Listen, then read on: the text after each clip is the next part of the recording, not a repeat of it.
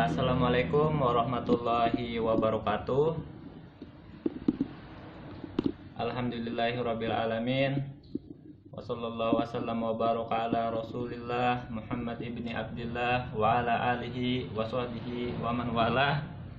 Alhamdulillah, pada hari ini kita dapat berjumpa kembali dalam pembelajaran IPS. Hari ini adalah pertemuan pertama kita untuk pembelajaran virtual. Nah, kemarin antum sudah menyimak video pembelajaran yang Ustadz bagikan, mengenai kondisi geografis benua Asia dan benua-benua lainnya.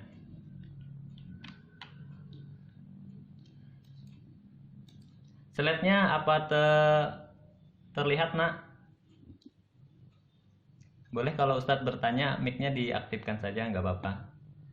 Nanti selesai menjawab, boleh dimatikan kembali. Terlihat ya slide-nya ya?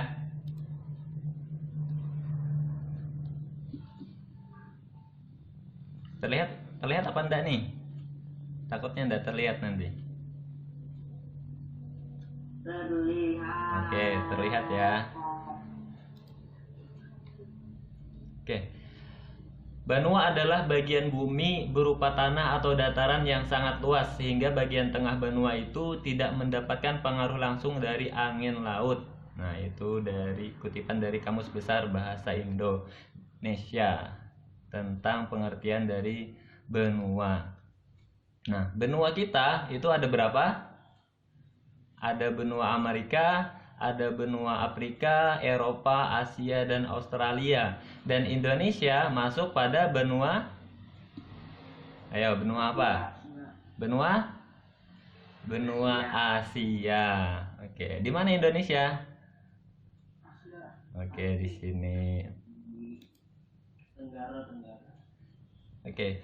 Kondisi geografis benua Asia dan benua lainnya. Kira-kira peta yang Ustadz munculkan ini itu peta benua apa?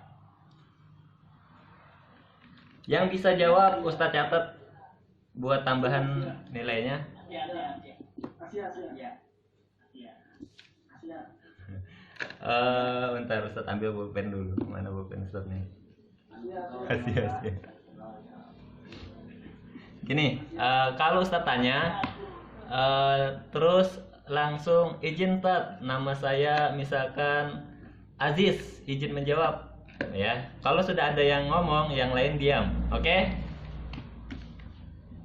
ya. Yang tadi percobaan aja dulu. Boleh dibuka bukunya. Nanti kalau Ustadz tanya ada yang bisa jawab, nggak apa-apa, buka buku. Nah, ini adalah benua Asia. Benua Asia ini secara geografis dia dibagi menjadi 5 kawasan, yaitu ada Asia Barat, Asia Timur, Asia Tengah, Asia Tenggara, dan Asia Selatan. Nah, benua Asia terdiri atas beberapa bagian, yaitu pegunungan dan lipatan muda, plato tua, dataran rendah utara, daerah dataran rendah dan lembah sungai, serta daerah pegunungan. Nah, pertanyaannya adalah, secara astronomis, benua Asia ini terletak pada posisi berapa derajat dan berapa derajat? Boleh, silakan. Aktifkan mic-nya yang ingin menjawab. Ya, nama. Mubarok. Letak dan luas, Letak secara astronomis. Iya, benar. Berapa lintang bujur berapa? Benua Asia terletak pada 20 derajat. 20 derajat. Terus? 170 derajat BT dan 11 derajat lintang selatan ya, Terus? 80 derajat lintang utara. Oke, koreksi sedikit ya. Itu di bukunya 20 apa 26 bujur timur? 26 bujur timur sampai 170 derajat bujur barat. Oke, selanjutnya ada berapa iklim di Asia? Boleh yang lain?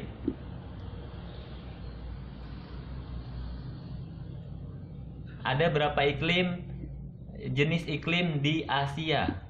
5, 4, 3, 2, 1. Oke, pertanyaan Angus. Ada 5 jenis iklim di Asia, yaitu iklim tropis, subtropis, kontinental kutub, kontinental, dan gurun. Yang ada bukunya silahkan dibuka, nggak apa-apa. Nanti kalau Ustaz tanya, antum bisa jawab, lumayan kan?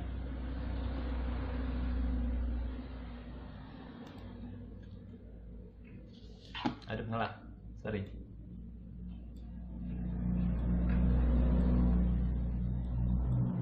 Nah, berikutnya, kira-kira ini benua apa?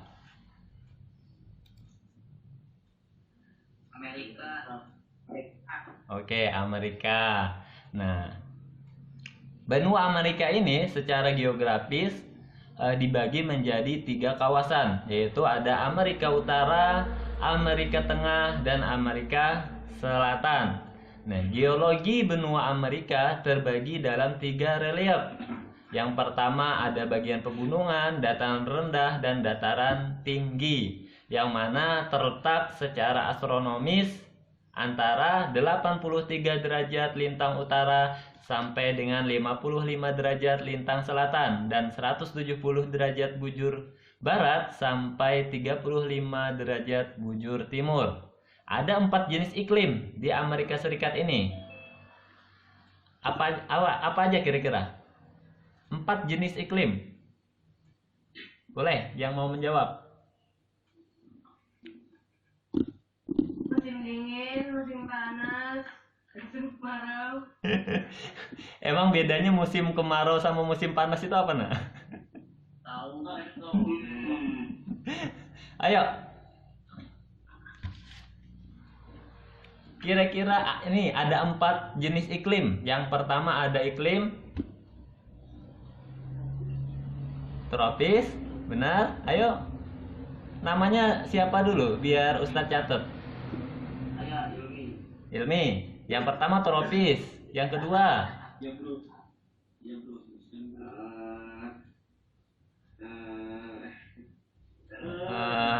yang kedua Ustadz, yang ketiga Yang pertama ada tropis, ada iklim kutub, subtropis, dan semi gurun.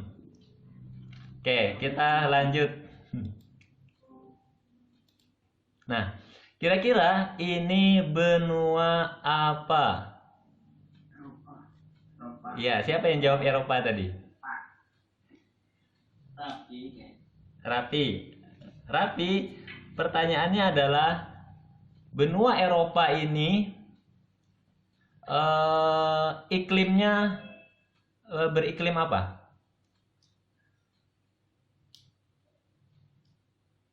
5, 4, tropis dan Musim dingin, Subtropis. tropis dan subtropis. Kurang tepat. Salah satu. Yang benar adalah beriklim subtropis dan iklim kutub atau polar. Nah, secara geologi, benua Eropa terbagi atas 3 wilayah, yaitu pegunungan tua, dataran rendah, dan pegunungan lipatan muda. Nah, secara geografisnya, jadi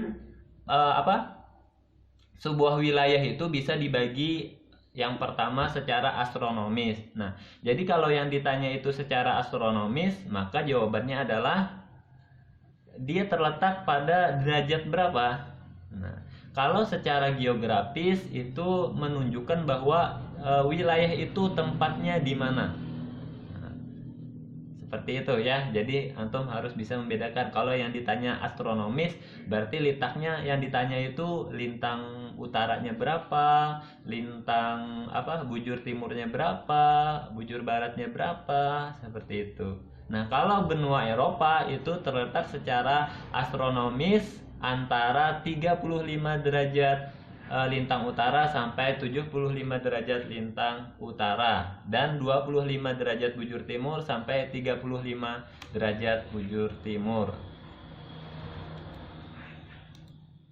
Nah, berikutnya ini kira-kira benua Afrika. Siapa yang pertama jawab tadi? Afrika. Hilmi. Hilmi, pertanyaan buat antum. Secara astronomis, kira-kira benua Afrika ini terletak antara berapa derajat lintang utara, lintang selatan, dan seterusnya?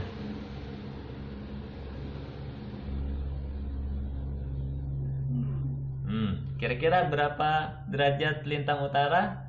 Nah, Hilmi? Ayo, bukunya dibuka. Di buku tuh ada semua, insya Allah. Ayo, halaman berapa? Benua Afrika. Ya udah deh, Ustaz tunggu 1 menit buat ngambil bukunya. Silakan. Ustaz tunggu 1 menit. Nah, halaman 15. Saya tunggu 1 menit deh buat buka bukunya dulu. Dilalui 3 lintang. Sudah? Oke, Nahilmi, berapa tadi Nahilmi? Tulis 2. Secara astronomis terletak pada 23 derajat setengah. 23 derajat setengah. Jawa. Ya, boleh. Boleh yang lain membantu.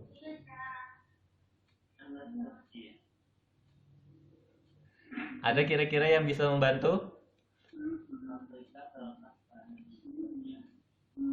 Benua Afrika terletak antara di 30 derajat lintang utara sampai 34 derajat lintang selatan dan 17 derajat bujur barat sampai 51 derajat bujur timur. Benar nggak? Ada di bukunya?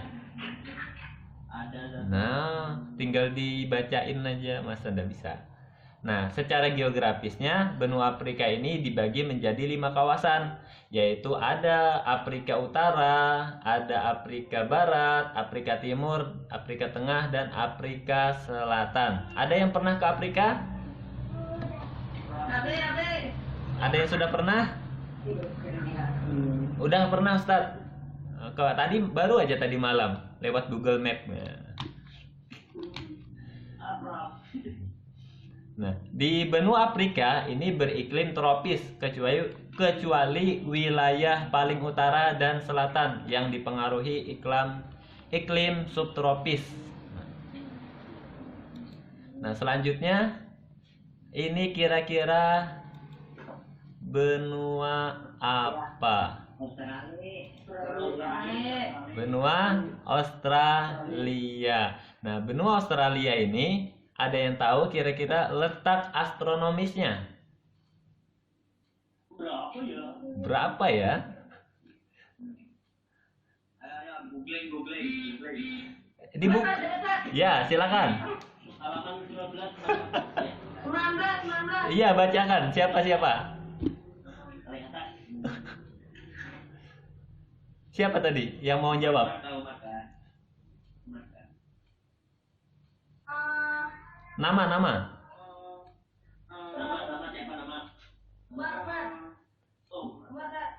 Ya, silakan Umar. Australia letak Ah. 113 derajat DC, 155 derajat DC, dan 10 LS, 43 derajat LS. Oke, ada yang lain mau jawab? Oke, tidak ada. Nah, Australia ini dibagi menjadi 7 bagian. Nah, yaitu ada yang bisa bantu Ustadz? Ada 7 bagian katanya di Australia ini.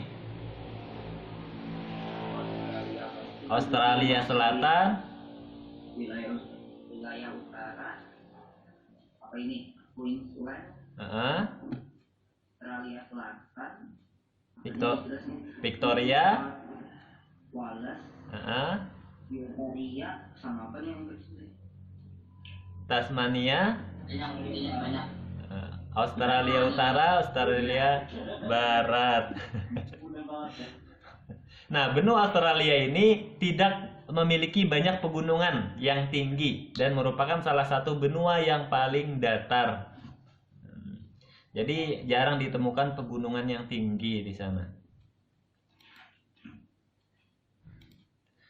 Nah, selanjutnya Ustadz lupa menghapus lagi. Ini kira-kira apa ya? Jepang. Oke, Jepang. Ada yang pernah ke Jepang?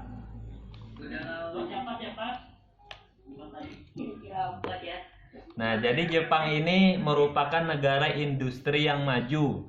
Komoditas utamanya adalah barang elektronik dan kendaraan bermotor. Ada yang HP-nya atau motornya itu dari Jepang, produk Jepang? Ada ya, kalau misalkan kayak handphone ataupun sepeda motor yang ya. Dan Jepang ini memiliki dua iklim, yaitu iklim subtropis dan iklim sedang. Nah, yang didominasi oleh pegunungan yang merupakan bagian dari rangkaian sirkum Pasifik. Pertumbuhan penduduk 0,01% per tahun. Jadi sekitar 90% penduduk di Jepang itu berdiam di kota, khususnya di Pulau Honshu. Semoga nanti kita semua bisa berkunjung sana ya. Nah, berikutnya adalah Tiongkok. Tiongkok. Nah, Tiongkok ini merupakan salah satu negara penghasil ikan terbesar di dunia.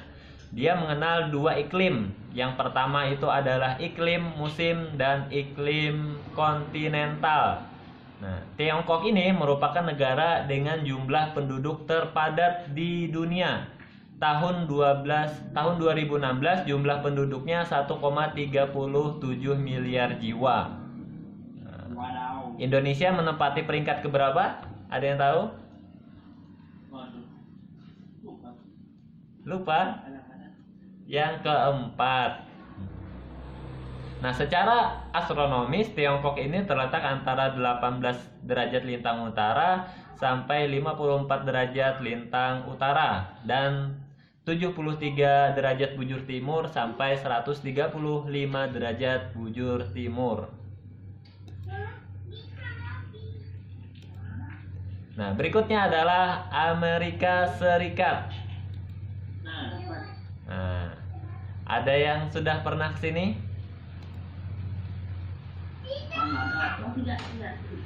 Amerika Serikat, kira-kira mata pencaharian utama penduduk di kota Amerika Serikat di sektor apa? Apakah pertanian? Apakah industri? Jadi Amerika Serikat itu mata pencaharian utamanya adalah di sektor jasa dan industri.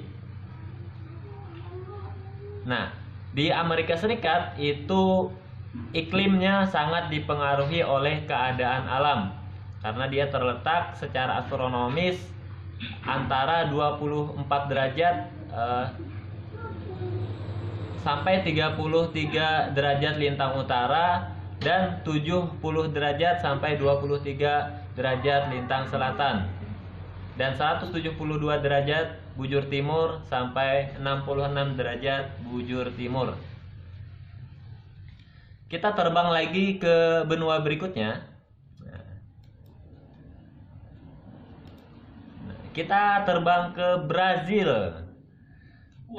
Pertanyaannya adalah kapan, tahun berapakah Brazil menjuarai Piala Dunia? Ayo yang sering nonton bola.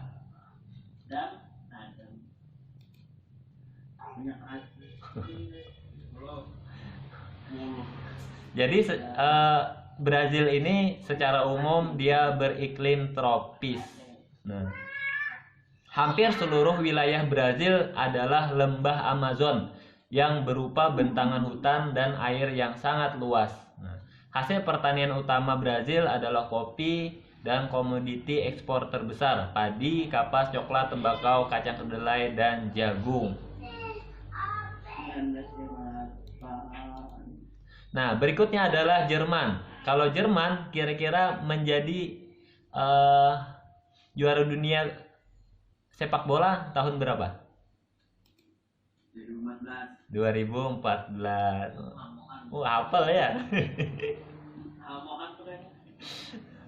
Jadi Jerman ini beriklim sedang. Di sebelah selatan Jerman terkadang berhembus angin pon yang panas. Nah, industri utama Jerman adalah besi baja. Nah, secara garis besar Jerman itu terdiri atas 3 bagian, yaitu ada dataran rendah di bagian utara, dataran tinggi di bagian tengah, dan kaki pegunungan Alpen di bagian selatan. Nah, berikutnya adalah Inggris. Kalau Inggris pernah? Oh, Inggris. Pernah? Bang Adul pernah ke Inggris? Nggak pernah. Oh, nggak pernah. Ini kita terbang dulu ke Inggris. Nah, Bang Abdullah. jadi Inggris ini kira-kira secara astronomis terletak di berapa derajat? Mana pulpennya? Ya, silakan. Secara astronomis Inggris terletak antara berapa derajat lintang utara sampai nggak apa-apa, tukar-tukar nggak apa-apa, dari bujur timur dulu kah atau bujur barat dulu? LU itu artinya lintang utara, kalau B itu bujur. Jadi kan di peta ini ada garis lintang dan ada garis bujur. Kalau garis lintang, dia garis yang membelah bumi secara horizontal. Kalau garis bujur, itu adalah garis yang membelah bumi secara vertikal. Nah, secara astronomisnya terletak antara 50 derajat lintang utara sampai Tapi tepatnya terletak di bumi. Oh gitu ya. Di bumi berapa? Jadi terletak antara 50 derajat lintang utara sampai 61 derajat lintang utara, dan di antara 11 derajat bujur barat sampai 15 derajat bujur timur. Nah, industri berat Inggris berpusat di Birmingham. Jenis industrinya meliputi industri lokomotif, gerbong, kereta api, mobil, alat pertanian, dan mesin-mesin. Kita akan terbang lagi ke negara Mesir. Ada yang sudah pernah ke Mesir?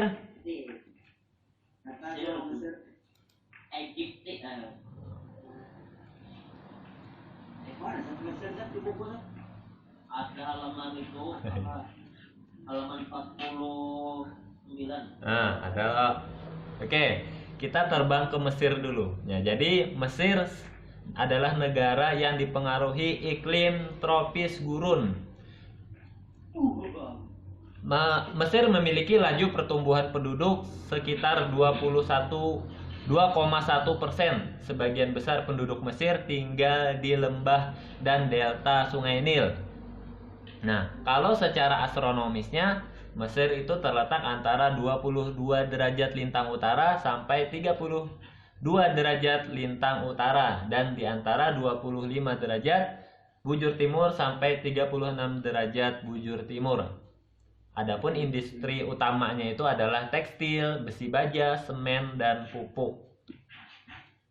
Nah, berikutnya kita akan terbang lagi ke negara Afrika Selatan. Nah, jadi kita hari ini kita akan terbang keliling dunia. Ustadz ajak kalian keliling dunia.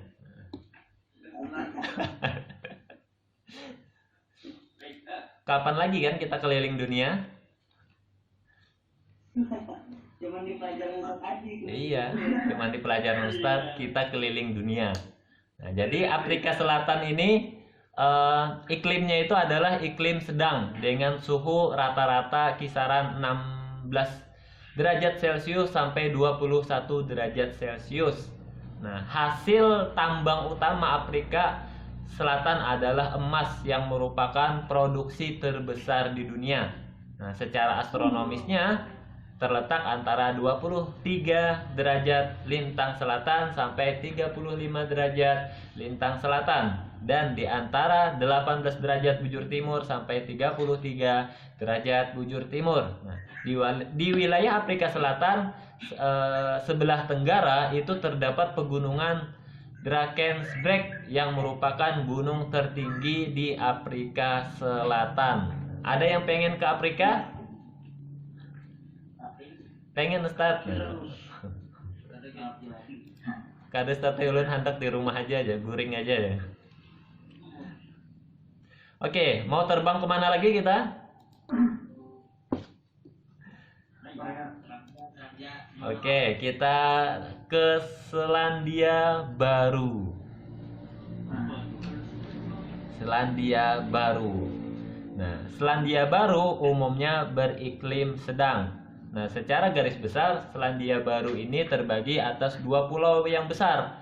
Nah, dua pulau yang besar, meskipun ini terlihat kecil, ini sebenarnya besar. Ya, karena namanya peta, dia adalah dikecilkan dari jarak yang sebenarnya. Jadi ada pulau utara dan pulau selatan serta beberapa pulau kecil lainnya. Nah, di dataran Canterbury terdapat kegiatan pertanian, campuran dan peternakan domba yang menghasilkan wol, gandum, dan barley. Berikutnya kita akan terbang lagi ke udah habis. Nah, berikutnya adalah potensi sumber daya alam benua Asia dan benua lainnya. Nah, jadi kita tadi sudah mempelajari tentang kondisi alamnya, baik itu secara astronomis, baik itu secara geografis, baik itu secara geologis. Nah, jadi yang berikutnya kita akan mempelajari mengenai potensi sumber daya alamnya.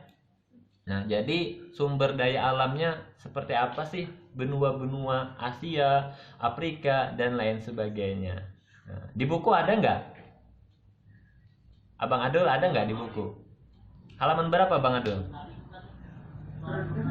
Ada potensi sumber daya alam. Ada pasti. Ustadz belum nerima bukunya. Bukunya masih di pondok gitu, Ustadz.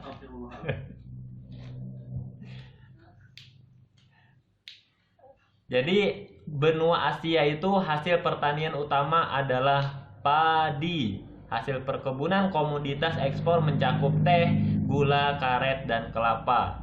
Pada tahun 2016 produksi minyak mentah mencapai 37.486.436 barel per hari. Nah, 6 dari 10 negara penghasil ikan dunia ada di Asia.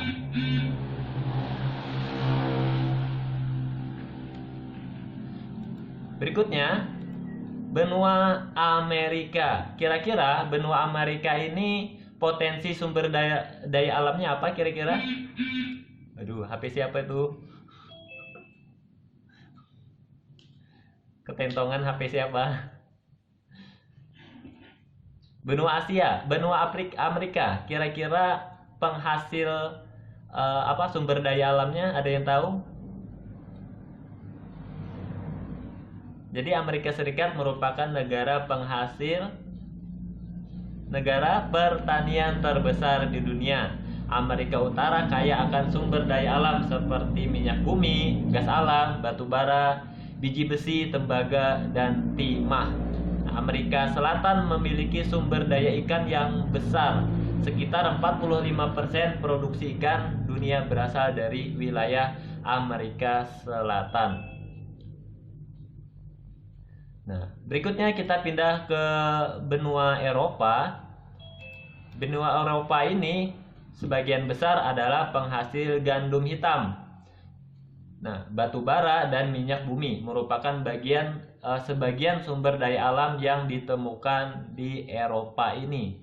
Yang Eropa ini memiliki sumber daya perikanan yang cukup besar. Produksi ikan di Eropa ini mencakup 5% perikanan di dunia.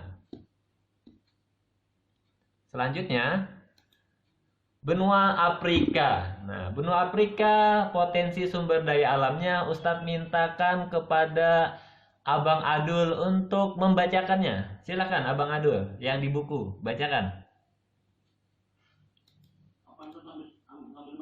Ambil makanan. Oke, kita ganti sama Satria Tama. Ya, silakan Satria Tama. Di benua Afrika itu sumber potensi alamnya apa? Video.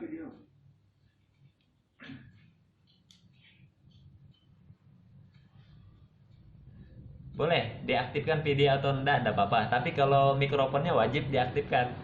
Nanti kami nggak bisa dengar. Ayo Satria. Teguring. Nah, ketahuan nih. Teguring di kelas. Ketahuan nih teguring di kelas nih.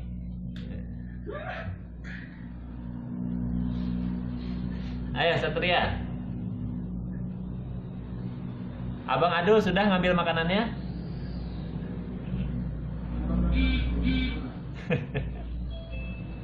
Jadi Afrika merupakan penghasil terbesar biji coklat. Nah, siapa di sini yang suka makan coklat? Nah, benua Afrika ini memiliki cadangan besar sumber daya alam termasuk minyak bumi, gas batu bara, emas, uranium, dan perak. Nah, Afrika Barat merupakan salah satu wilayah penangkap ikan terpenting di dunia. Rata-rata menghasilkan kurang lebih 4 juta ton ikan per tahun. Nah, lumayan banyak ya. Selanjutnya benua Australia. Nah, Abang Adul sudah ngambil makanannya? Udah. Nah, silahkan bacakan benua Australia itu potensi sumber daya alamnya apa? Iya. Potensi sumber daya alamnya.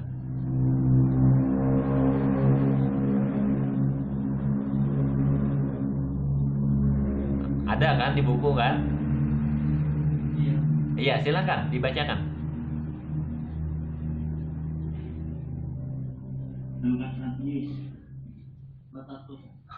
Ayo, halaman berapa? Ayo, yang lain juga. Nanti Ustadz acak nih buat bacain. Silakan dibuka bukunya. Ya, potensi sumber daya alamnya benua Australia kira-kira apa? Penghasil apa? Sudah nemu? Belum? Ayo, Ustadz beri waktu 5 detik lagi. 5, 4, 3, 2, 1. Waktunya habis. Jadi hutan Australia menghasilkan industri hasil hutan yang cukup besar. Australia juga merupakan penghasil opal dan eksportir terbesar batu bara di dunia. Potensi perikanan benua Australia juga cukup besar. Hasil laut mencapai sekitar 2/3 produksi perikanan negara Australia. Jadi 2/3 produksi perikanan itu ada di negara Australia.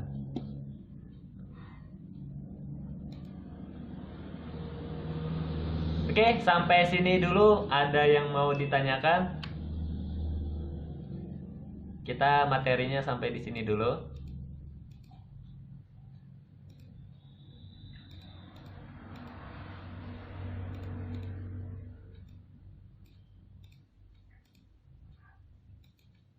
Nanti pertemuan berikutnya kita akan mempelajari tentang sumber daya manusia benua Asia dan benua lainnya.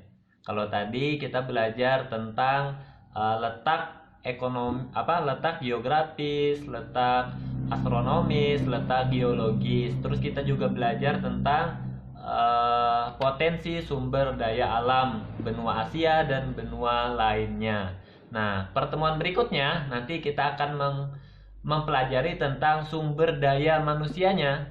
Nah, jadi sumber daya manusia di benua Asia dan benua-benua yang lainnya. Sampai di sini Ustadz buka sesi tanya jawab. Silakan.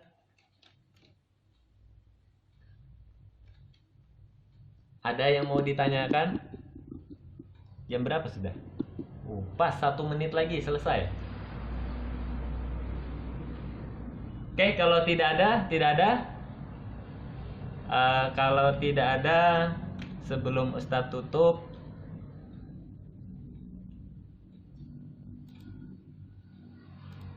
Ustadz mengingatkan kembali buat yang belum ulangan bab 1 PPKN. Silahkan raise hand yang belum ulangan bab 1 PPKN. Silahkan raise hand. Aktifkan lambaian tangannya yang belum ulangan PPKN bab 1. Lukman belum. Terus siapa lagi? Rizkon juga belum. Ada 2 yang belum. Nah, jadi di pembelajaran Ustadz itu yang belum, Lukman mematikan resennya, berarti Lukman udah ya. Jadi di pembelajaran Ustadz, baik itu IPS dan juga PPKN, tidak semua siswa memenuhi syarat untuk mengikuti ulangan. Ada beberapa siswa yang tidak bisa mengikuti ulangan pada pekan kemarin. Nah, syarat mengikuti ulangan di pembelajaran Ustadz yaitu adalah dengan mengikuti semua pembelajaran yang telah Ustadz ajarkan. Nah, karena Ustadz tidak tahu, ya kan, karena pembelajaran Ustadz itu kan ada yang video pembelajaran, ada yang bentuk kuis dan lain sebagainya. Nah, jadi bagaimana Ustadz ngecek kalian sudah menyaksikan video pembelajaran atau tidak? Ya, caranya adalah kalian dengan mengklik menyerahkan tugasnya. Kan ada di Classroom itu, klik turn in. Nah, kalau kalian sudah turn in, maka secara otomatis Ustadz data kalian sudah menyelesaikan pembelajaran Ustadz. Nah, jadi bagi antum yang belum mengikuti ulangan, berarti ada beberapa tugas yang belum antum serahkan kepada Ustadz. Makanya Ustadz Japri, Ustadz itu kalau ngasih pembelajaran pasti ada feedbacknya, Ustadz Japri kalian. Nah, jadi kalau nanti antum cek setelah ini, silahkan nanti dicek. Kalau di pembelajaran yang sudah Ustadz ajarkan itu ada tulisannya ditugaskan, berarti antum belum mengumpul. Kalau tulisannya ditugaskan, kalau tulisannya dinilai, berarti antum sudah Ustadz koreksi. Nah, artinya sudah Ustadz rekap. Kalau tulisannya itu diserahkan, berarti antum sudah menyerahkan tugasnya kepada Ustadz atau feedbacknya, tetapi belum Ustadz nilai. Nah, kalau tulisannya itu masih ditugaskan, nah ini yang masih tidak bisa mengikuti ulangan. Sampai kapan Ustadz? Sampai antum menyerahkannya. Jadi kalau antum nanti klik serahkan tugas atau turn in, baru nanti akan Ustadz Japri di pribadi chatnya, private chatnya, link untuk masuk ke ulangan bab 1-nya. Nah, jadi begitupun dengan IPS dan PKN-nya. Pak Intum kira-kira paham ya? Oke. Wah, Abang Adul nih makan aja nih. Nah, jadi Ustadz berharap itu diperhatikan, nak. Jadi antum cek, aku ini sudah ngisi nggak? Nah, jangan sampai antum menyaksikan misalkan belajar di video pembelajarannya, tapi tidak antum serahkan, tidak diklik turn in-nya, maka Ustadz anggap kalian tidak mengikuti pembelajaran, ya, karena di situ adalah bentuk feedbacknya. Kalau kalian sudah menyaksikan, maka harusnya kalian mengklik serahkan sebagai tanda kalian sudah mengikuti atau sudah menyelesaikan pembelajaran tersebut. Nah, tidak harus misalkan, oh Ustadz, kalau turun in itu harus tugas kah Ustadz atau tidak? Tidak. Kalaupun bentuknya tidak tugas, kalian juga harus memberikan feedback turun in itu tadi. Kalau antum berpikiran, oh ini cuma disuruh nonton video pembelajaran, jadi tidak diturun in atau tidak diserahkan. Nah, salah itu. Ya, jadi bentuknya mau tugas, mau tidak. Kalau dia ada turun in-nya, maka silahkan diklik turun in-nya. Nah, paham kira-kira ya? Paham kira-kira? Nauma, Rizkon? Paham? Oke. Sebelum kita tutup bersama-sama, karena udah lewat 4 menit, Ustadz beri kesempatan untuk bertanya satu orang, boleh? Silakan. Tadi ada yang nanya di chat, kapan turunan Ustadz ya? Pas sudah lulus ya? Kapan turunan? Nah, Ustadz pun tidak tahu kapan kita turun, ya. Karena kalau kita ngikuti kebijakan pemerintah, itu kita masih belum boleh turun. Karena syarat untuk kita turun ke sekolah itu zona wilayah kita itu harus hijau terlebih dahulu. Nah, setelah zona wilayah kita hijau, kita harus melakukan transisi selama 2 bulan. Jadi selama 2 bulan itu kalau zona wilayah, terutama Banjarbaru ya, karena sekolah kita di Banjarbaru, kalau zona wilayah Banjarbaru itu hijau, nanti kita harus menunggu lagi 2 bulan. Nah, setelah 2 bulan nanti tidak ada kasus ditemukan, masih hijau, baru kita boleh turun. Nah, itu pun tidak serentak turunnya. Turun pertama 25% dulu dari jumlah siswa.